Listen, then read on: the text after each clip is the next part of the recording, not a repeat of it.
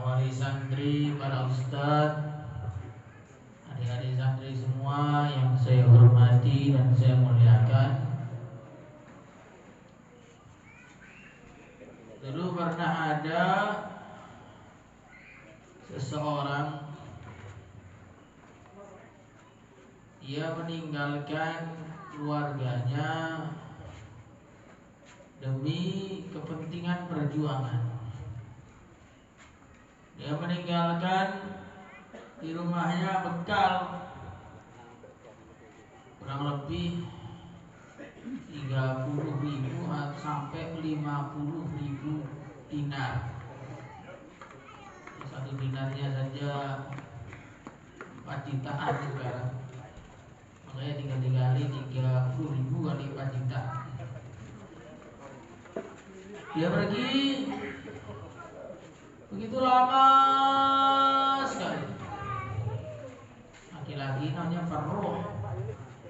Saking lamanya, bukan sehari, 2 hari, sebulan, 2 bulan, setahun, 2 tahun, tapi dia pergi sampai 27 tahun. Pergi dalam waktu yang tidak sebentar. Suatu hari setelah keperluannya selesai, perjuangannya berhasil dimenangkan, akhirnya dia pulang ke kampung halaman, yaitu kota Madinah Al-Munawwarah. Orang-orang zaman dulu ketika pulang, mereka tidak langsung ke rumah. Yang pertama kali yang didatangi adalah masjid, sebagaimana sunnahnya Rasulullah SAW. Kalau beliau pulang dari safar, yang pertama kali yang didatangi adalah masjid. Sholat 2 rakaat sebagai rasa syukur kepada Allah telah diselamatkan dari perjalanan itu. Kemudian ketika sampai di masjid, sholat 2 rakaat, dia melihat di Masjid Nabawi ada satu halaqah yang begitu besar. Dulu belum ada madrasahnya yang masjid itu. Kemudian di situ ada halaqahnya Syekh Fulan baca Quran, halaqahnya Syekh Fulan baca hadis, halaqahnya Syekh Fulan baca fikih, dan seterusnya. Maka dia melihat ada satu halaqah yang jumlah santrinya itu jauh lebih banyak daripada halaqah-halaqah yang lain. Maka dia tertarik untuk duduk di situ. Ternyata pengajarnya itu anak muda, begitu berwibawa, begitu rapi penyampaiannya, begitu teliti dalam kata-katanya, sehingga sampai membuat semua orang itu terpana. Selesai pengajian, ya sholat lagi, kemudian pulang ke rumah. Sampai di rumah sana, dia bilang sama istrinya setelah ngobrol begitu lama, dia ngobrol sama istrinya, Masya Allah, bagaimana kabarnya? Alhamdulillah. Nah dulu saya ninggalkan uang 30.000 dinar itu. Sekarang sisa berapa?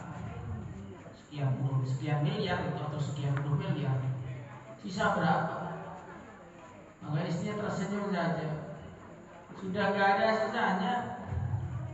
Maka suaminya kaget. Uang sebanyak itu kamu habiskan seorang diri. Maka istrinya bilang, bukan. Uang itu habis untuk biaya anak kita.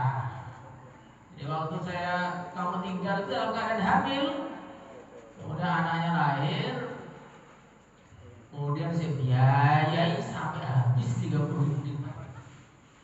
Maka Farruh itu bertanya, kamu biayain anak 30.000 dinar itu hasilnya apa? Hasilnya 30.000 dinar digunakan untuk biaya anak segitu banyaknya, puluhan miliar kamu gunakan itu untuk apa? Maka istrinya bilang, kamu tadi ke masjid atau tidak? Iya. Di sana ada satu halaqah yang besar, betul. Yang isi anak muda, betul. Ketahuilah anak muda yang isi alaqah itu adalah anak kamu. Maka sekarang saya tanya, milih uang 30.000 dinar atau anak yang menjadi ulama? Maka suaminya mengatakan, jelas anak jadi ulama, karena belum tentu 30.000 dinar itu bisa jadi ulama. Nah iya, makanya itu habis semua uang saya habiskan biar anak kamu itu jadi ulama. Oh begitu. Akhirnya dia senang saja.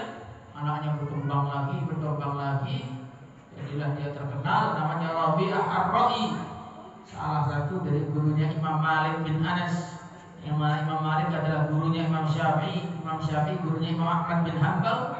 Hasil dari korban sekian ratus, sekian puluh miliar digunakan untuk mendidik anak yang soleh.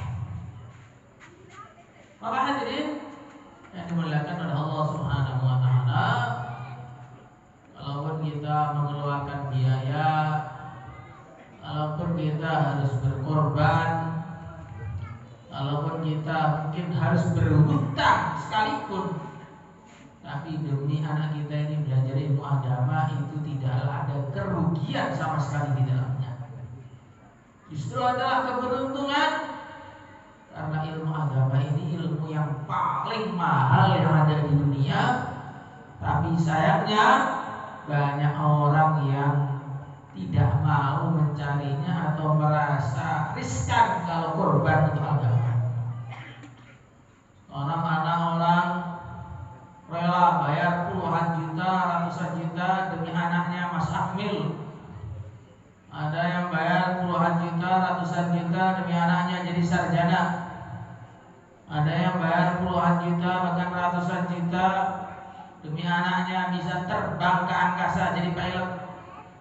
Kenapa nggak ada yang siap bayar puluhan juta atau ratusan juta demi anaknya terbang ke surga? Hadirin yang dimuliakan oleh Allah Subhanahu wa Ta'ala, mahalnya suatu ilmu itu dinilai dari apa yang dihasilkan oleh ilmu tersebut. Kalau ilmu bikin tempe, dia murah, karena tempe itu murah. Kalau nanti ilmu bikin motor, dia mahal, karena motor itu lebih mahal. Kalau ilmu bikin hotel, lebih mahal lagi, karena hotel harganya lebih mahal.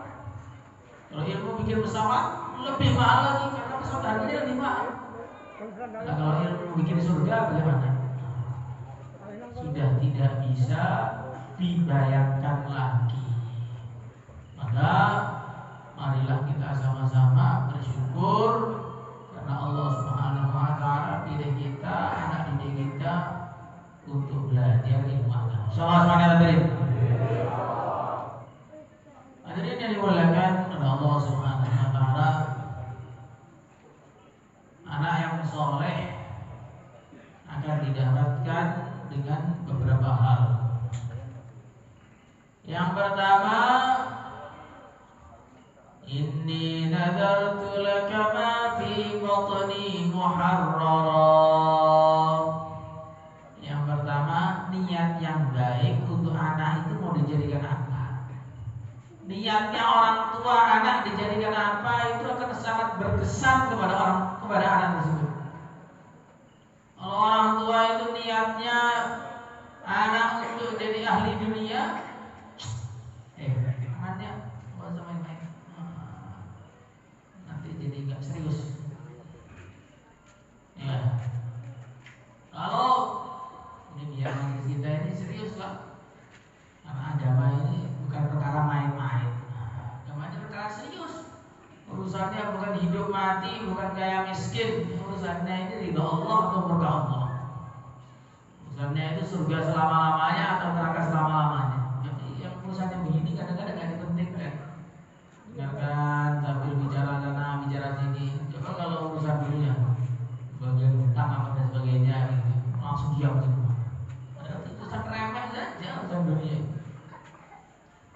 Hadirin yang dimuliakan oleh Allah Subhanahu wa Ta'ala, yang pertama kalinya niat yang baik. Maka ketika Sayyidah Hannah, istrinya Imran radhiyallahu ta'ala anhu, beliau meniatkan anaknya hanya untuk agama, hanya untuk mencari ridha Allah Subhanahu wa taala, apa yang terjadi?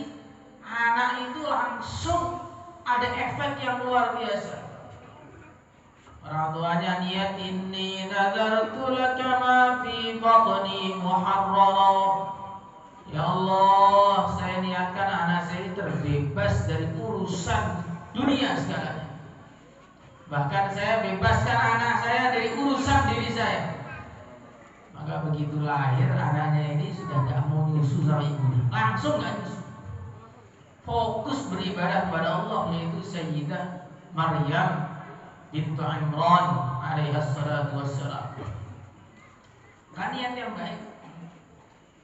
Kadang-kadang orang tuanya ngeluh, anak saya di pesantren gak betah, anak saya ngaji tidak betah, anak saya kok susah diatur. Ya memang dulu niatnya itu gak benar. Waktu bikin anak itu niatnya gak benar, atau ketika lahir niatnya tidak benar. Maka kita ulang lagi niat kita itu. Anak ini hanya untuk agama, hanya untuk ridha Allah. Maka akhirnya disebutkan dalam satu cerita, ada seorang mengatakan kepada ayahnya, wahai ayahku, katanya Pak Yai itu kalau pengen anaknya sukses, maka suruh niatkan anaknya hanya untuk cari ridha Allah, serahkan ke agama total. Maka ayahnya bilang, ya sudah, saya serahkan total kamu untuk ridha Allah. Sudah, kamu gak ada urusan lagi sama saya. Maka dia mondok lama sampai 10 tahun. Setelah itu dia pulang, ketuk pintu, assalamualaikum. Waalaikumsalam. Siapa di luar? Ini anak bapak ini sudah pulang dari mondok. Maka orang tua yang ikhlas tadi bilang, wah, saya nggak punya anak. Loh, ini asli anak bapak, masa nggak kenal? Enggak, nggak punya anak. Anak saya sudah saya serahkan kepada Allah, saya bebaskan di urusan saya. Maka akhirnya anaknya dibilang kayak begitu, balik lagi ke pondok, ngaji lagi, sampai akhirnya jadi seorang wali besar. Maka artinya apa? Artinya niat kita itu akan sangat berpengaruh bagi anak-anak kita. Kalau niat kita baik, anak kita akan jadi baik. Kalau niat kita buruk, maka anak kita menjadi buruk. Kalau niat kita biasa saja, anak kita pun akan jadi orang yang biasa saja. Hidup, lahir, besar, mati tanpa ada cinta sama sekali. Hadirin yang dimuliakan oleh Allah Subhanahu wa taala. Nah, ini yang pertama kali yang perlu kita perbaiki dari diri kita biar anak-anak kita jadi orang soleh. Itu memperbaiki niat bagaimana anak kita hanya untuk cari ridha Allah. Insyaallah semuanya tadi. Wa inni u'idzuha bika wa dzurriyyataha minasy syaithanir rajim. Yang kedua kali, kalau pengen anaknya itu sukses, anaknya itu beruntung, anaknya jadi anak yang baik, caranya adalah orang tua itu harus rajin mendoakan anaknya. Orang tua harus rajin mendoakan anaknya. Karena di antara doa yang paling makbul dalam hadis riwayat Tirmidzi adalah doanya orang tua untuk anaknya. Terutama doanya ibu, sampai dikatakan dalam satu makalahnya ulama, doanya ibu itu nilainya sama dengan doanya 40 wali. Kalau wali satu saja doanya sudah begitu makbul, bagaimana dengan wali 40? Tapi sayangnya makhluk yang namanya ibu ini jarang doa, sukanya ngeluh saja. Ngeluh, marah-marah, melaknat, kadang-kadang malah anak begini sengsara hidupnya. Kalau anaknya sengsara, ibunya kesengsara juga jadinya. Jadilah ibu yang pintar, yang tidak mendoakan keburukan bagi orangnya, justru mendoakan kebaikan. Seperti ibunya Wali Gundang, ibu yang bodoh. Ketika anaknya bikin murka dia doakan jadi batu kamu. Ada jadi batu betulan. Kalau ceritanya betul, jadi batu yang tidak ada manfaatnya bagi ibunya sama sekali. Anak kecil yang tolak-tolak, ya ada lupa. telah toleh, nanti tua juga telah toleh, sama saja. Ini berlatih serius. Walaupun mungkin paham, nggak paham, itu didengarkan saja. Nanti Allah yang akan kasih paham. Kalau kita ini nggak mau dengarkan, nanti Allah nggak akan kasih kita paham sampai tua pun jadi nggak paham agama sama sekali. Akhirnya nggak ada nilainya. Karena orang itu nilainya tergantung agamanya. Yarfa'illahu alladhina amanu minkum walladhina utul ilma darajat. Orang itu bernilai tergantung ilmunya. Ilmunya makin tinggi, nilainya makin tinggi. Sampai dikatakan laisar rajulu bisinnihi innamar rajulu bi'ilmihi. Manusia itu tidak dilihat dari umurnya saja, walaupun umur juga ada nilainya. Al-barakah fi akabirina, orang-orang tua itu mengandung barakah. Tapi nilai yang utama bukan itu. Laisar rajulu bisinnihi. Orang itu tidak dilihat dari umurnya, tapi dilihat dari ilmunya. Walaupun tua, tapi kok nggak ada ilmu agama, itu namanya nggak ada nilainya. Walaupun masih muda, tapi kalau ada ilmu agama di dalamnya, ini seperti intan permata. Nah, hadirin yang dimuliakan oleh Allah Subhanahu wa taala, kita katakan wa inni sammaituha Maryam wa inni u'idzuha bika wa dzurriyyataha minasyaitonir rajim. Yang kedua, doa yang banyak. Amalannya dirubah. Kalau dulu anaknya belum mondok, setelah sholat doanya 1 menit. Setelah anaknya mondok, doanya setelah sholat jadi 5 menit. Kalau dulu tahajudnya di malam hari, doanya cuma 10 menit. Setelah anaknya mondok, tahajudnya ditambah, doanya pun juga ditambah. Biar ada kesesuaian. Kalau orang di pondok, anaknya di pondok, kemudian bapaknya tidak, ibunya tidak bikin amal di rumah, maka nggak akan ada kesesuaian. Akhirnya anaknya jadi hula-hulu di pondok itu. Kenapa anaknya kok suka keluyuran? Nah, karena bapaknya di rumah juga suka keluyuran. Kenapa anaknya kok bowling? Bapaknya tiap hari nonton TV saja nggak pernah baca Quran. Jadi apa yang terjadi di pondok bagi anak-anak kita itu setrum dari diri kita sendiri. Al-waladu sirru abi. Satu makalahnya orang Arab. Anak itu adalah rahasia dari bapaknya yang nggak tampak. Jadi kalau ada anak itu kok nakal, itu memang bapaknya juga nakal, tapi belum kelihatan saja. Bapaknya juga nakal, tapi belum kelihatan saja. Maka sesuaikanlah diri kita ini dengan anak-anak kita. Kalau anak kita ini kita taruh di tempat yang mulia, yaitu pesantren, biar dia baca Al-Quran habis-habisan, jadi hafid Al-Quran yang bisa mensyafaati orang tuanya ketika di akhirat, maka ayahnya di rumah pun juga berbuat seperti itu.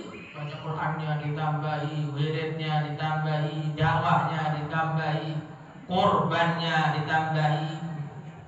Jika seorang mengatakan, kalau kamu pengen punya anak-anak yang soleh, pengen punya anak-anak yang jadi ahli ilmu, di antara amalannya ikram tamu.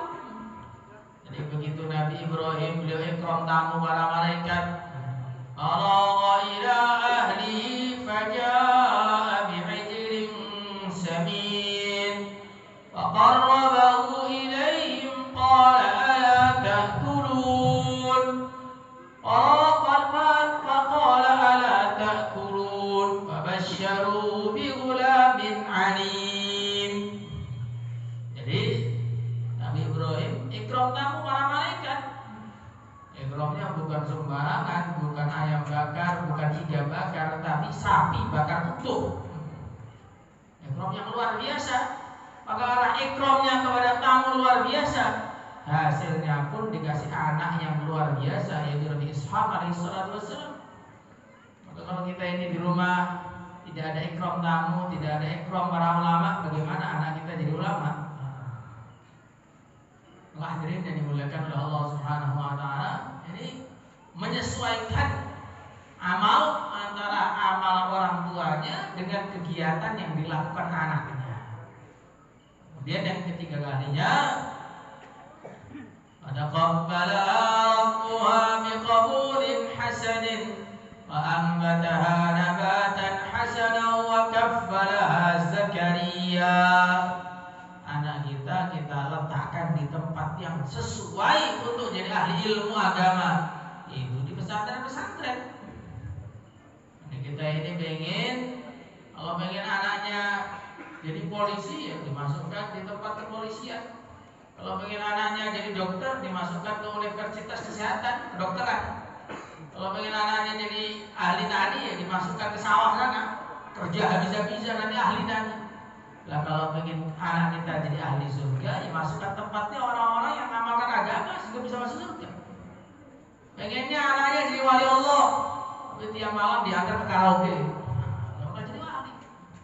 Pengennya anaknya jadi ulama-ulama besar, tiap hari diikutkan turnamen Mobile Legends umpamanya. Pengennya anaknya jadikan seorang yang soleh mukarrab kepada Allah, tapi diajari pacaran, kumpul sama sepupu-sepupunya yang perempuan yang tidak mahram, tanpa hijab, ya, bagaimana bisa jadi wali?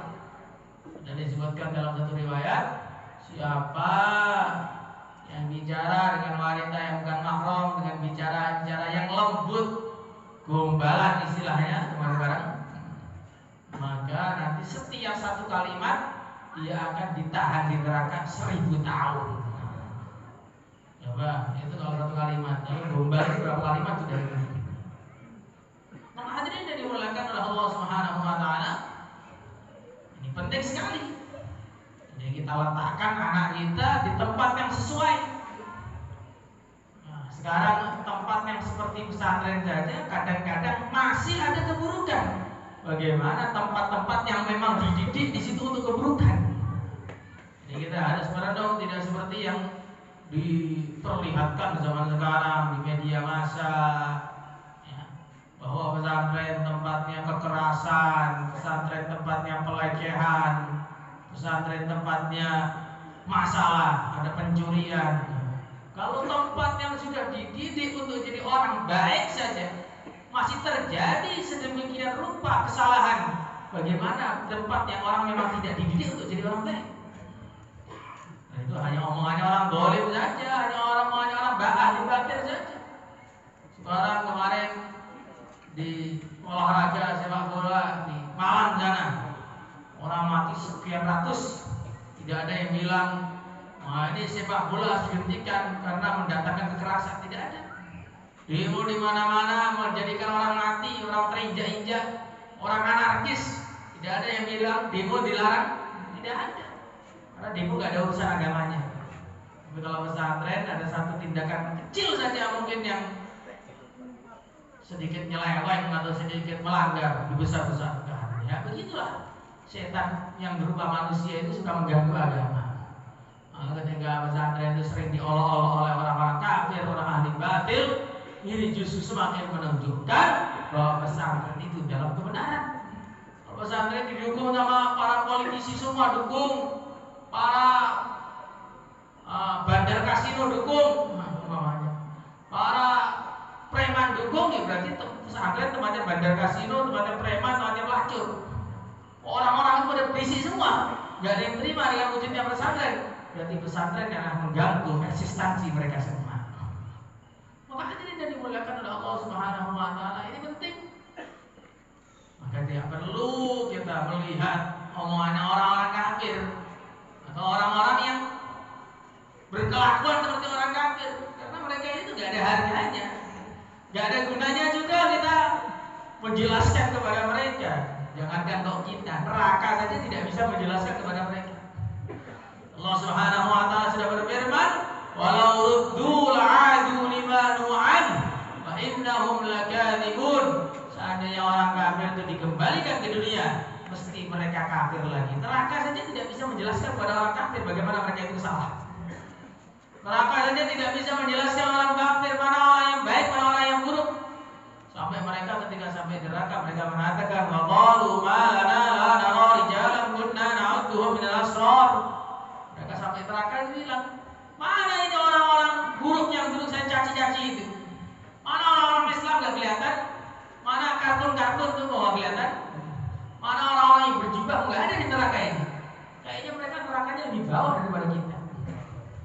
Ya, orang kafir itu sudah sampai akhirat saja mereka gak paham. Maka kita tidak perlu kualifikasi, Tidak perlu bikin ini, bikin itu, pesantren bukan ini, bukan itu. Tidak perlu. Klarifikasi itu tidak ada gunanya. Yang penting Anda benar di sisi Allah, maka Allah akan menampakkan kebenaran Anda. Seperti Nabi Yusuf alaihissalam ketika dituduh melakukan penyelewengan, pelecehan, maka beliau diam saja, tidak ngomong apa-apa. Akhirnya Allah datangkan pembelaan langsung darinya.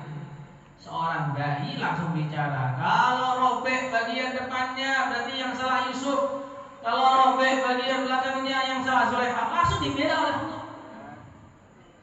Maka pesantren itu tidak perlu membela diri, kami anti ini, kami anti, bukan. Cara membela diri itu dengan takwa kepada Allah.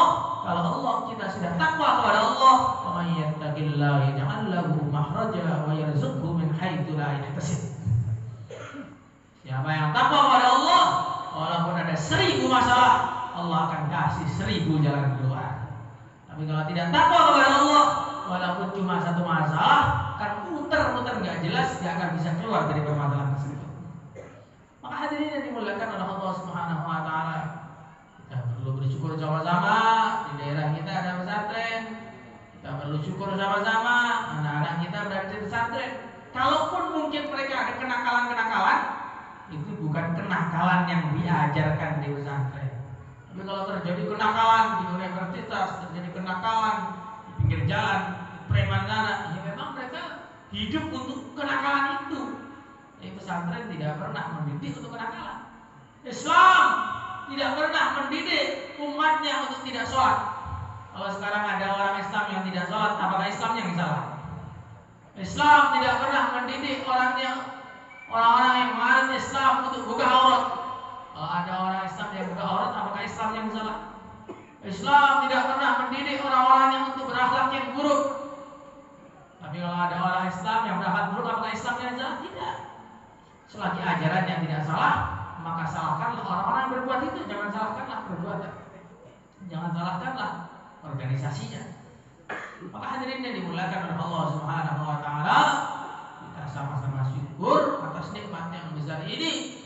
Karena dengan wujudnya pesantren, wujudlah amal masjid, amal agama. Ketika wujud amal agama, innallaha idza anzala bala'an 'ala ahli al-ardi surrifat 'an 'umaril masajid. Allah Subhanahu Wa Taala apabila ingin menurunkan bala di muka bumi, Allah akan dihindarkan dari orang-orang yang menghidupkan masjid. Semua pesantren ada masjidnya. Nah, maka kalau ada pesantren di daerah itu, berarti itu adalah tolak bala dari bencana-bencana yang datang dari langit atau dari bumi. Yang mendatangkan bencana Allah, yang mendatangkan banjir Allah, yang mendatangkan gempa Allah, bukan perpindahan lempengan. Perpindahan lempengan itu karena kan yang ngomong orang fisika itu perpindahan lempengan. Nah yang pindah siapa? Masa gerak seperti ini. Yang membuat banjir siapa? Itu karena gundul hutannya jadi banjir. Zaman Nabi Nuh yang masih banyak hutan yang banjir saja. Jadi Allah Subhanahu Wa Taala yang mendatangkan bala kepada orang Islam. Kenapa mendatangkan bala? Karena orang Islam yang sudah kenal kepada Allah, mereka tidak taat kepada Allah, akhirnya dihukum oleh Allah. Nah, Allah sudah berjanji kalau ada orang-orang Islam yang amal agama yang baik, ada masjid-masjid yang hidup, maka nanti bala akan jauh dari tempat itu. Nah, maka tempat kita ini ada pesantren, tanda-tanda ini akan jadi tolak bala dari semua bala-bala yang datang di sini. Amin Allahumma. Maka hadirin yang dimuliakan oleh Allah Subhanahu Wa Taala, itulah yang perlu kita wujudkan, yaitu niat yang baik, selalu doa untuk anaknya, menyesuaikan amalan anak dengan orang tuanya, kemudian yang terakhir diletakkan di tempat-tempat kebaikan. Kalau 4 perkara ini wujud, insya Allah anak-anak kita jadi orang-orang soleh yang akan bermanfaat bagi kita di akhirat sana dan bermanfaat bagi kita di dunia. Kalau anak itu kok sudah gak bermanfaat di akhirat, maka ini namanya kayak gak punya anak. Maka Nabi mengatakan ar-raqub kul ar-raqub man lahu walad wa lam yuqaddim syai'a, atau kama jaa fil hadis. Orang yang mandul bukan orang yang punya anak, orang yang gak punya anak. Orang yang mandul orang yang punya anak tapi gak bermanfaat di akhirat. Sekarang suntiknya dokter itu kira-kira bisa nyiram api neraka apa enggak? Enggak bisa. Sainsnya orang-orang bisa memasukkan dia ke surga atau tidak? Tidak bisa. Satu-satunya anak yang bisa menolong kita adalah anak yang belajar ilmu agama, yang takwa kepada Allah Subhanahu wa taala. Karena kalau tidak belajar ilmu agama nggak bisa takwa, kalau nggak bisa takwa nggak akan nolong kita. Justru mereka akan menyalahkan kita, Pak.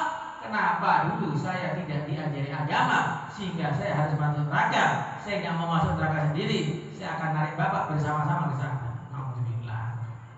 Nah, ini mungkin sekarang kayak aneh, mana ada anak kok seperti itu loh. Di dunia ini sudah Allah kasih contoh banyak. Anak nuntut bapaknya di pengadilan, anak nuntut ibunya di pengadilan. Ini masih di dunia.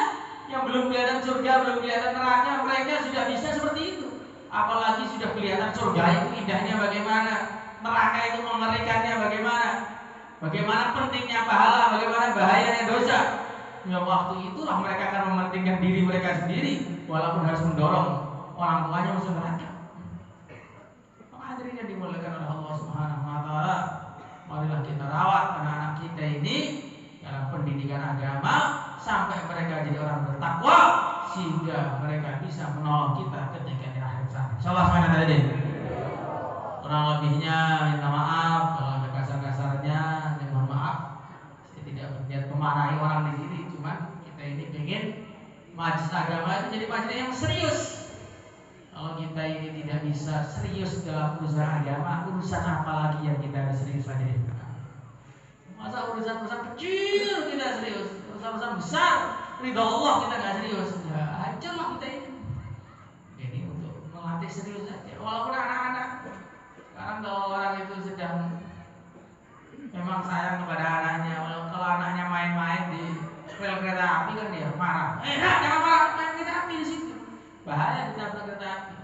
Nah ini orang kalau main-main urusan agama bukan ditabrak kereta api, ditabrak ular sial akro dan neraka bagaimana? Nah ini maksudnya bukan mau marah atau membentak atau kasar, ini maksudnya biar kita ini sama-sama ada islah, ada kebaikan. Kurang lebihnya sekali lagi mohon maaf sebanyak-banyaknya. Terima kasih atas kedatangan semuanya, supportnya untuk madrasah ini. Acara-acara yang ada di sini ini tidak akan bisa sempurna kalau nggak ada bapak-bapak semua, jadi ibu. Nah, kalau bapaknya nggak ngantar anaknya ke pesantren, ya pesantren juga nggak berdiri. Nah, kami ucapkan terima kasih pada semua bapak-bapak, ibu-ibu yang ada di sini atas segala apa yang sudah diberikan yang nggak bisa kami ganti walaupun 1% saja. Mengucapkan terima kasih banyak-banyaknya. Mohon maaf atas segala kekurangannya. Dan kita doa bersama-sama semoga majelis kita diterima oleh Allah Subhanahu wa taala. Allahumma shalli ala sayyidina Muhammad wa ala ali sayyidina Muhammad. Alhamdulillahirabbil alamin. Allahumma ihdina wa hdina waj'alna sababan liman ihtada. Rabbana wa lil muslimina jami'an ila dinika rabbin jamila. Rabbana la taj'alna wa la ma'ana wa la fina wa la minna syaqiyan wa la mahruma. Lil muslimin minna lil muhsinin. Allahumma ma 'allamtana wa 'allimna ma yanfa'una wa zidna 'ilma.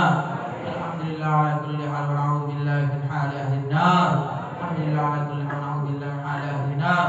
Allahumma barik lana fi ma'ahidina wa darisina wa raqizina wa masajidina. Alhamdulillah fi ta'allumina wa ta'limina wa tadbirina. Alhamdulillah fi ara'ina wa qada'ina wa khutuwatina. Barik lana ya Allah fi awladina wa ahli baitina wa dhurriyyatina. Barik lana ya Allah fi ulumina wa a'malina. Barik lana fi amwalina wa a'malina. Barik lana fi harakatina wa sakatatina. Barik lana fi sukutina wa kalamina. Barik lana fi muqamina wa safarina. Barik lana ya Allah fi jami'il umur wal ahwal wa syuhud kulliha.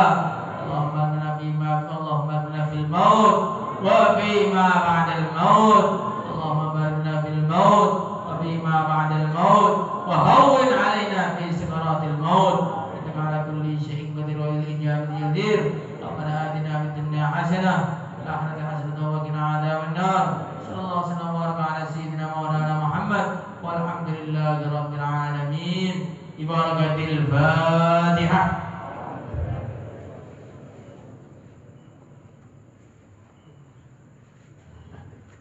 Sekali lagi kurang lebihnya mohon maaf. Wassalamualaikum warahmatullahi wabarakatuh.